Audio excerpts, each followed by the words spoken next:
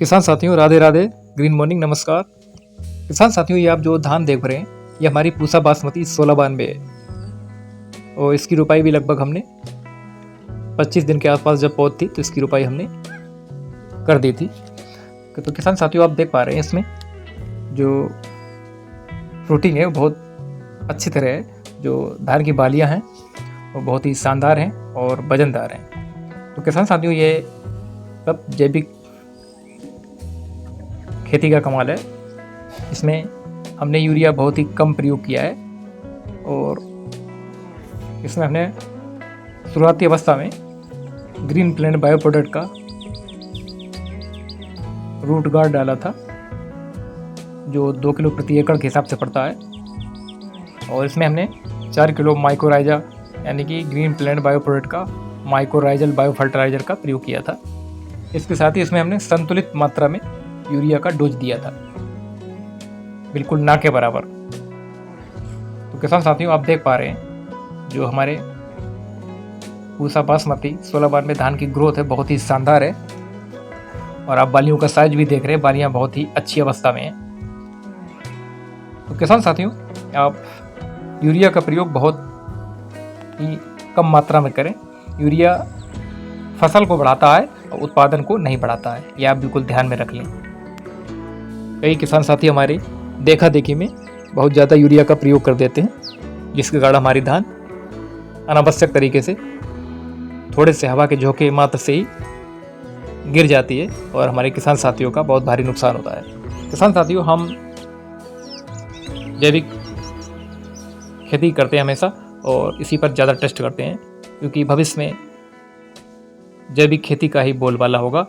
जो किसान जैविक खेती आज से आरंभ कर देगा वही भविष्य में सुखी रहेगा और उसका परिवार स्वस्थ रहेगा। इसलिए हम सब किसान साथियों को जैविक खेती की ओर आना होगा, चाहे जैसे आए।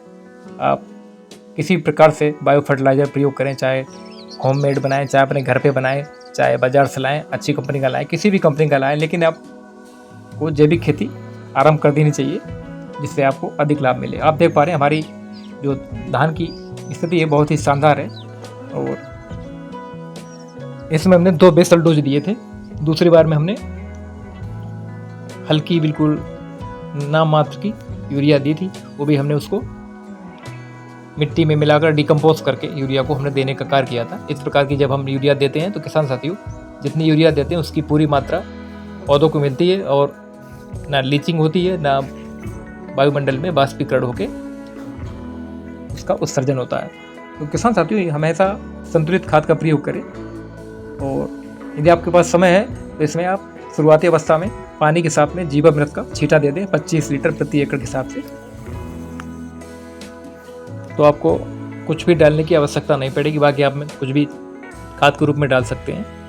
जब भी आप जीवामृत का प्रयोग शुरुआती अवस्था में करेंगे तो उसमें आपको यूरिया की मात्रा देने की आवश्यकता पड़ेगी क्योंकि फसलों की शुरुआती अवस्था में ग्रोथ और ट्रिलिंग के लिए यूरिया की नाइट्रोजन की बहुत ज़्यादा आवश्यकता होती है। लेकिन आप संतुलित तरीके से उसको कई बार में दें, कई भागों में दें तो आपकी जो फसल है बहुत ही अच्छी होगी और उसका उत्पादन शानदार होगा। जो दाना बनेगा वो बहुत मोटा बनेगा और वजनदार होगा।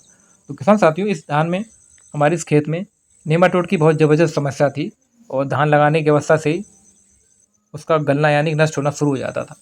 हमने जब से रूट गार्ड का इसमें प्रयोग किया तब से इसके बहुत ही शानदार रिजल्ट हैं और रूट गार्ड हमेशा अच्छी जड़ों को विकास में भी सहायक है और जड़ गलन को जड़ से ख़त्म कर देता है और पौधे को बिल्कुल बूस्ट कर देता है जिससे पौधों जो हमारी धान का पौधा है बहुत तेज़ी से ग्रोथ करता है।